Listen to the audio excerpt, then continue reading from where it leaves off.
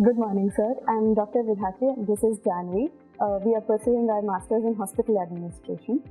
It's a privilege to have you here with us today. Your contributions to your field have not only expanded knowledge but also inspired many of us. We thank you for coming here today. Professor Dr. Kharbanda is MDS orthodontist specialized in cat surgeries. He has published more than 300 journals in various platforms. Sir is not only a clinician, but he's also an educator, he's a mentor, researcher, he's a leader, an author, and an innovator, and we are very privileged to have you here, sir. Thank you, Janvi, and thank you, Vidhati. Sir, with your kind permission, can we ask you a few questions?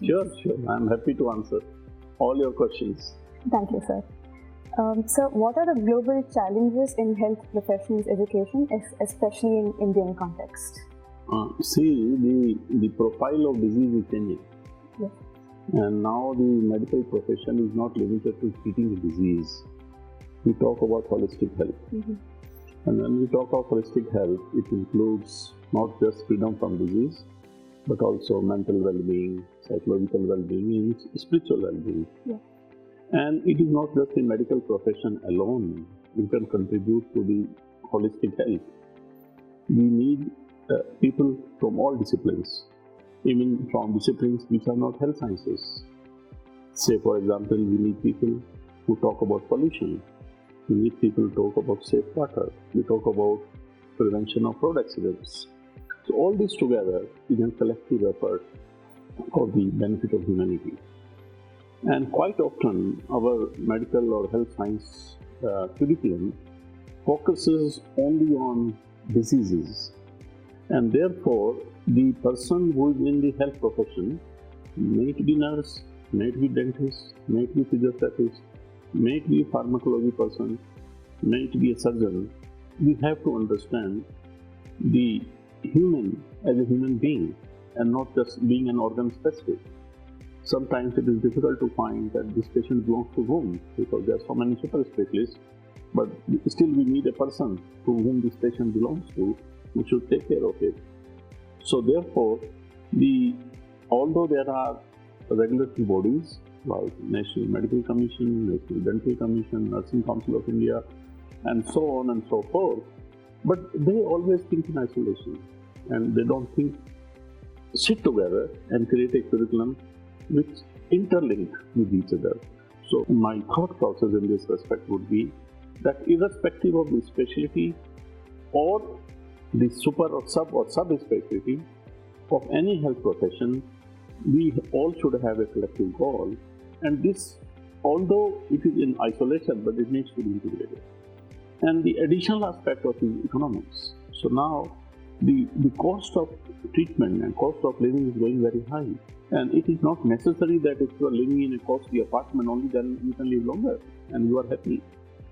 So I think it is a complex situation where not even just health sciences people, but also people from social sciences, from law, and even from the political will have to create a curriculum which is best for the humanity. I hope I have answered your question. Yes, sir. Thank you so much. And coming to competencies, competencies play a key role in personal as well as a professional experience, and we believe that technical skills forms the foundation, and soft skills form the empathy, communications, distinguish a good healthcare provider.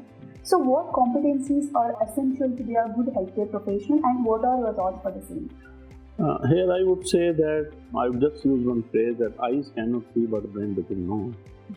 If I see this flower and this flower has a dot, if I do not know this dot could be a finger, I may think it is just a dot. So the knowledge part has to be genuine, and then after cognitive it comes the psychomotor. We should be skilled enough to train on those competencies, the minimum competencies. So each doctor or each physiotherapist or each nurse should have a list of competencies for which she should be competent enough to do that procedure without error. Because here the question comes, we do the procedure, but are we doing error-free? Are we doing the way it should be done?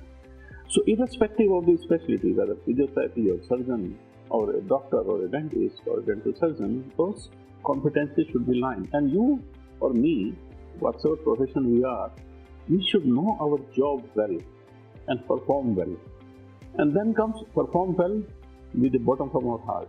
Here comes the effective domain. And in this world now, that it is not just being enough to be good, but it is also required that you should appear good, you should do good, you should justify your goodness. And here comes the communication skills. So they have become very important, and therefore I say that all health sciences are in the social context. If I am not able to communicate with my colleague or with my patient in the language in which he is most comfortable, perhaps I may not be able to communicate that well. And the third thing is that it should come from it should be a passion, it should be a kind of a dedication to do that. And you should be proud of what job you are doing. Sometimes we say that this particular person is this and this is this. No, everybody has important role. I mean, nurse has sometimes bigger role than a doctor, because his doctor is not there as he's trying with the patient. The nurse who is looking after the patient, and she, the one who may be first one to judge what is going wrong and alert the doctor.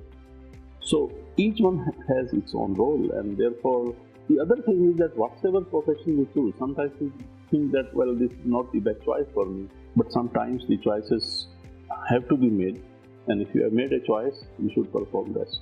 Thank you, sir. So what are the challenges that they're facing in balancing workforce in education, research, clinical and innovations in healthcare professions within medical field? Yeah, see, the thing is that sometimes we start expecting from a clinician too much. Because a person can be a very good clinician, but he may not be a good basic science researcher. A researcher may not be clinician. So one is that the integration and communication between different disciplines is very material. Sometimes we don't talk to each other. The second thing is that now the trend is that without research, we cannot reach anywhere. For research, we need data. If we need data, it has to be authentic data. And if it has to be authentic data, it has to be recorded authentically into the system. So that is one thing. So if you have data, a lot of research can be done. When it comes to balancing life, what I wish to say now is that there are different phases of lifespan of a clinician also. A clinician in the beginning years, he has to focus to master those competencies. So if a person is a cardiac transplant surgeon, he doesn't have to think of research. He has to first master, then he brings a cardiac transplant patient the best outcomes. Having mastered that, there are stages when he is supported by other colleagues. He starts thinking of the problems, and then he can divide his days. Say, if you are working 3 days, I am a clinician, 2 days I am a researcher. 1 day I am a husband.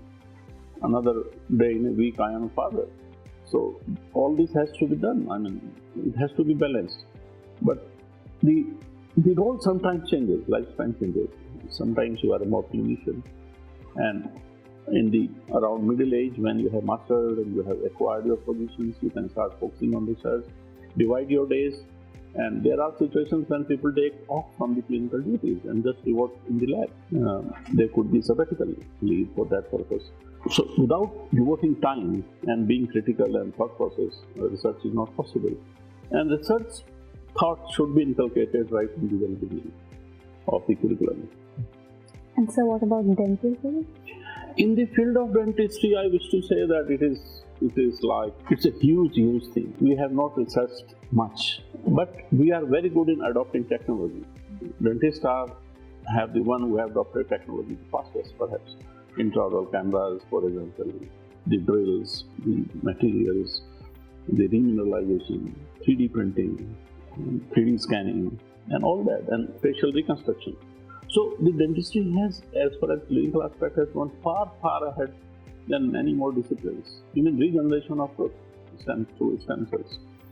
However, the thought process of most of us is limited to the clinical problems and not the etiological problem. We must know the reason for the disease, and which only clinicians cannot help it. You need fundamental scientists to know the pathophysiology, because teeth are in the mouth, they are attached to the gum is attached to the jaw is attached to the body, and body is bathing in saliva, and saliva is not just produced in the mouth, it is produced from the whole system. So quite often we try to dissociate this isolated part from the rest of the body, but we have to put the mouth back into the body. We have to put mouth in the head in the body, and we have to think of much deeper. And therefore, the only way we can do a better research, for example, till date, we have not been able to generate a material which mimics the property of truth. Either it is harder or softer. It could be metal, it could be a non-metal, but the properties which the natural enamel and dentine has is not that old over the years. We have come very far, but I think much more needs to be done. So then what about nursing? About nursing?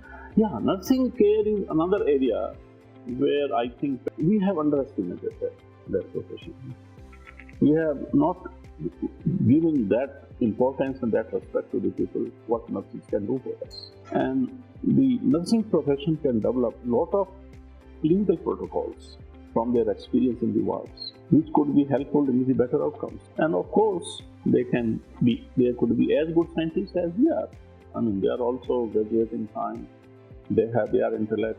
It depends. It doesn't matter whether a nurse is researching or a dentist is researching or a medical man is researching. The one who has an idea and the one who can bring this idea to reality is the one who is useful to the humanity. So we don't divide the research contribution by their profession. We divide by the benefit or the novel idea what they produce to help the humanity. And then physiotherapy, sir? Same thing. Physiotherapy is the same thing. Physiotherapists are also qualified, they are educated, they are super educated sometimes, they have sub-specialties in physiotherapy. And me as a surgeon may not know that much about it, and particularly their field has become very important as our age, life expectancy has increased. And there are so many other musculoskeletal disorders, and they have sub-specialization as well. So their role is important. Yeah, it's very significant. So even allied health science discipline? I told you that it doesn't matter. You are a pharmacist or you are a physiotherapist, or you are a hospital administrator. You can contribute significantly to how the hospital works, that how to pick up a patient, how to transfer a patient, how to have a better prognosis for the patient, in how much time patient should be attended, who should attend first, how to control the infection in the ward, how to bring best outcomes with the minimum stay in the hospital. You people will help us. So everybody has a role. Thank you, sir. Yeah. Everybody has a role.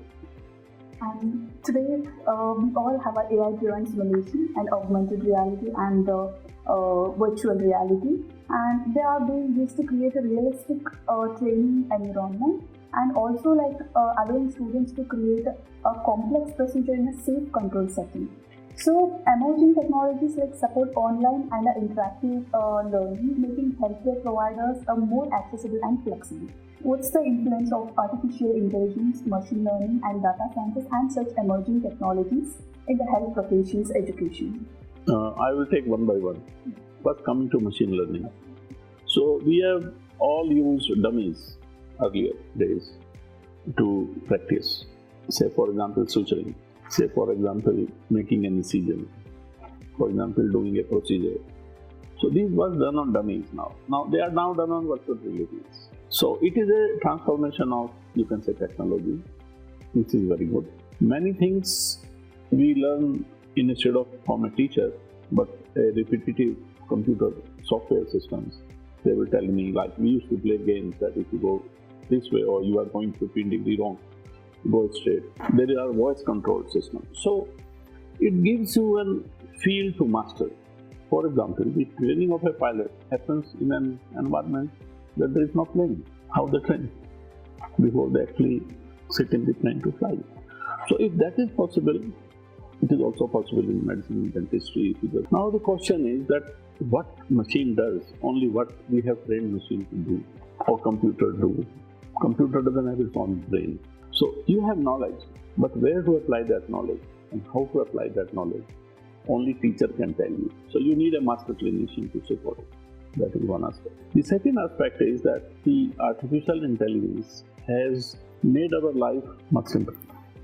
For example, if I'm looking at a chest X-ray and I need to see what is abnormal, what is normal, what is the ratio of this versus this, that versus this.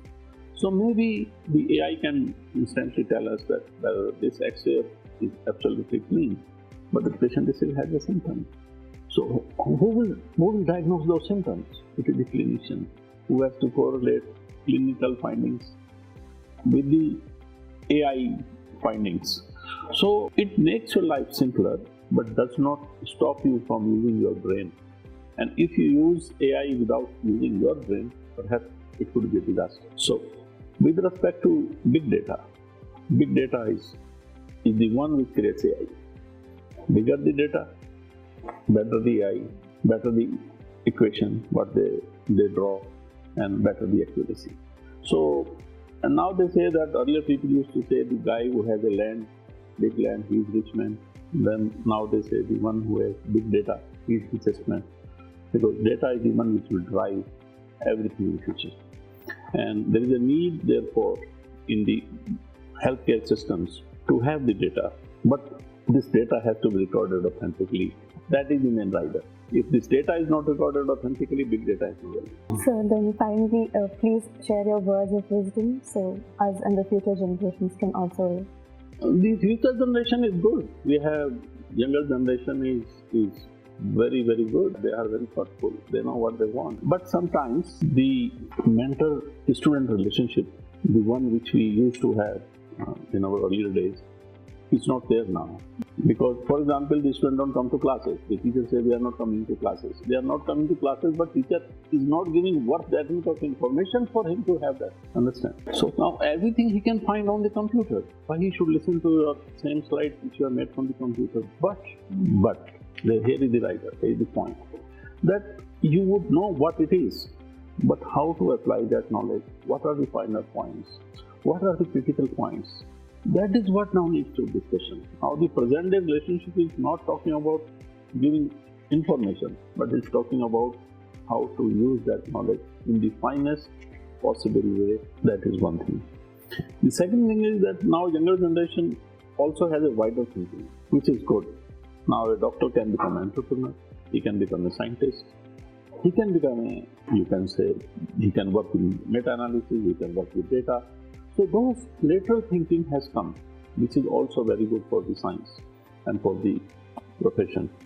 The only thing is, sometimes younger generation has too many distractions. So perhaps those mentor-mentee relationship will help to bridge those kind of gaps.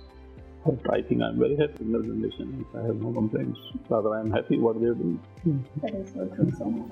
Thank you so much for spending your valuable time to share your insights and experience with us today. Your journey and wisdom has truly been inspiring, and I'm sure our audience will find a great way in everything you have shared.